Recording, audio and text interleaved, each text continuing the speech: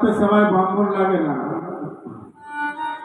সবাই সেবা করতে পারে, কিন্তু রাধা মাধব গৌরনিতাই আদার সমস্ত শিববিগ্রহে ব্রাহ্মণ দীক্ষিত ছাড়া তার সেবা হবে না, ব্রাহ্মণ ছাড়া সেবা হবে না। কিন্তু জগন্নাথের সেবা করে সবর জাতি, যারা আদিবাসী সম্প্রদায় তারা সেবা করে, তাই তিনি হচ্ছেন জগতের নাথ হয়েছে। তাই ললিতাকে বিবাহ করে বিদ্যাবতী সুখে তার দিন যাচ্ছে। জানেন তো, প্রথম বিয়ে করলে কি হয়, পূর্ণিমার চাঁদ দেখে। পূর্ণিমার চাঁদ মানে বুঝলেন তো, ফুটফুটে জ্যোৎস্না জেগে শুনে বিছানায় বনেকেরা গান গান পড়েছেন কবিতা সবাই। এই পূর্ণিমার পর কি আসে বলুন তো, অমাবস্যা।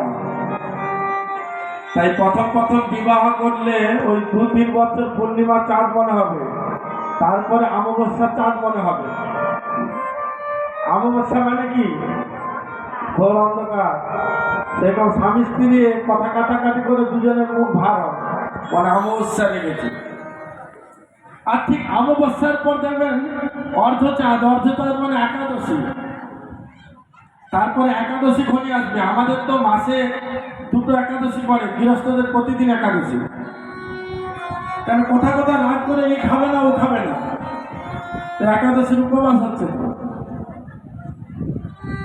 তাই যদি সংসারটা নিয়ে বিচার করে দেখেন, ওই অমাবস্যা, পূর্ণিমার, একাদশী সব পালন হয়ে যাচ্ছে। ভক্তরা নাহলে একটু সিস্টেমেটিক পালন করে, জড় জগতের মানুষ প্রতিদিন পালন করে, প্রতিদিন। কিন্তু বিদ্যাপতির জীবনে কখনো অমাবস্যার একাদশীর চাঁদ আসেনি, তার সবসময় পূর্ণিমার চাঁদ উঠেছে। কেন, ললিতা যারা সবর জাতি তারা স্বামীর প্রতি হচ্ছেন খুব অনুগত, মানে প্রতি সেবা কাকে বলে তারাই করে।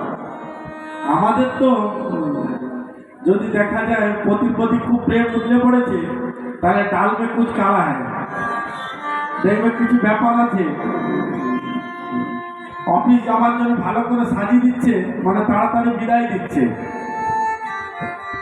তারপরে তৃতীয় কোনো ব্যক্তি আসবে, দেখুন না কুরুক্ষেত্রের রণাঙ্গনে দেখুন, অর্জুন ভালোবেসেছে ভগবান শ্রীকৃষ্ণকে, আর শ্রীকৃষ্ণ ভালোবেসেছেন অর্জুনকে। এই দুজনের ভালোবাসার মধ্যে একজন এসে দাঁড়িয়ে গেছেন, সে হচ্ছেন অভিমন্যু পুত্র।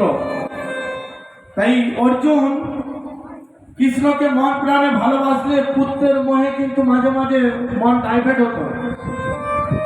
তাই দ্বিতীয় ব্যক্তির মধ্যে তৃতীয় ব্যক্তি যখন আসবে, সেই সংসারে কি হবে? তাই ভগবান তৃতীয় ব্যক্তিকে সরিয়ে দিলেন, সেটা হচ্ছে অভিমন্যু। কিছু করার নেই। তাই সংসারে হচ্ছে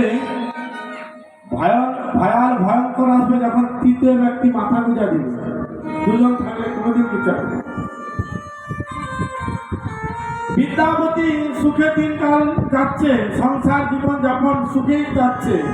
ললিতা প্রতি সেবা কাকে বলে আর কি, বিদ্যাপতি যে চাকরি করে, অর্থাৎ ইন্দ্রদুম্ন মহারাজের যে তিনি একদিন সার্ভেন্ট চাকর, তাকে নীলমাধবের সন্ধানে পাঠিয়েছেন, কিন্তু তার মাইনা তো ঘরে পৌঁছে দিচ্ছে।